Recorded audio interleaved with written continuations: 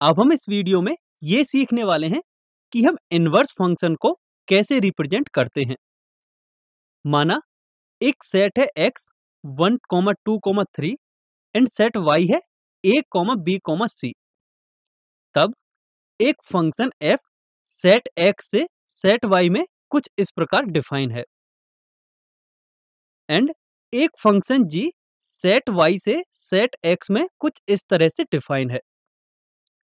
तब यदि हम कंपोजिट फंक्शन GOF की बात करें तो GOF ऑफ 1 होगा G of f of 1 and हम देख सकते हैं कि f ऑफ 1 की वैल्यू है a, तो ये हो जाएगा G ऑफ a के इक्वल। एंड हम यहाँ से क्लियरली देख सकते हैं कि G of a is equal to 1, तो इसकी वैल्यू हो जाएगी 1। इसी प्रकार हम GOF of 2 and GOF of 3 आसानी से निकाल सकते हैं। तो अब आप यहाँ क्लियरली देख सकते हो कि हमने कंपोजिट फंक्शन GOF में जो भी इनपुट दिया है वही हमें एज इट इज आउटपुट में मिल गया है। तो हम यहाँ से ऑब्जर्व करके ये कह सकते हैं कि for all x GOF of x is equal to x and since x set x का एलिमेंट है तो हम इसे कह सकते हैं कि GOF of x is equal to identity on set x। और इसे हम कुछ इस तरह से रिप्रेजेंट करते हैं कि GOF of x is equal to IX। अब यदि हम कंपोजिट फंक्शन FOG की बात करें तो FOG ऑफ A इसको हम लिख सकते हैं F of G of A and हम डायग्राम से देख सकते हैं कि G ऑफ A की वैल्यू है 1 के इक्वल, तो ये हो जाएगा F of 1 and F of 1 की वैल्यू A के इक्वल है, तो इसकी वैल्यू मिलेगी हमें A।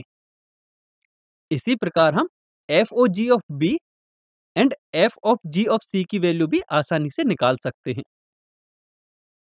तो इस कंपोजिट फंक्शन के लिए भी आप देख सकते हो कि जो हमने इनपुट दिया था वही हमें आउटपुट मिला है। तो हम यहाँ से ऑब्जर्व करके ये कह सकते हैं कि FOG of y is equal to y and it is identity on set y।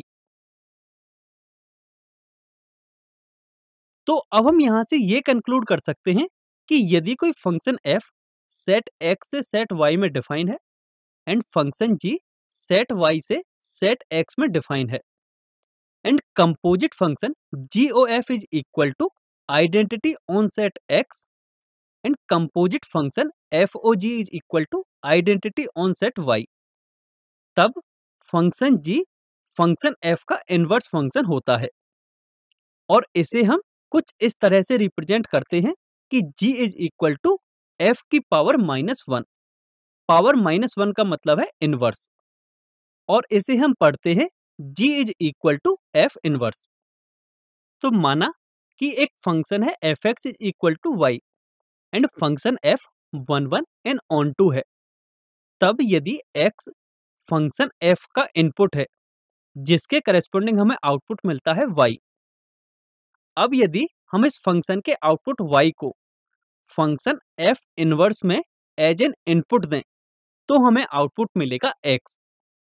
यानी कि यहाँ से अब हमें एक ऐसा फंक्शन मिल गया है जिसमें हम आउटपुट दें तो उसके करेस्पॉन्डिंग क्या इनपुट था ये हम अब पता लगा सकते हैं एंड वो फंक्शन ही इनवर्स फंक्शन कहलाता है।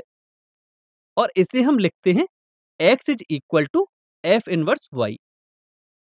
यहाँ ध्यान रखने वाली बात यह है कि x इस इनवर्स फंक्शन का आउटपुट होगा एंड y इस इनवर्स फंक्शन का इनपुट होगा। अब हमने देखा था कि हमने एज्यूम किया था कि f 1 एंड ऑन टू होना चाहिए, तभी हमने f इनवर्स की बात की थी। तो अब फंक्शन 1 और ऑन टू ही क्यों होना चाहिए इसके बारे में हम अगली वीडियो में पढ़ने वाले हैं।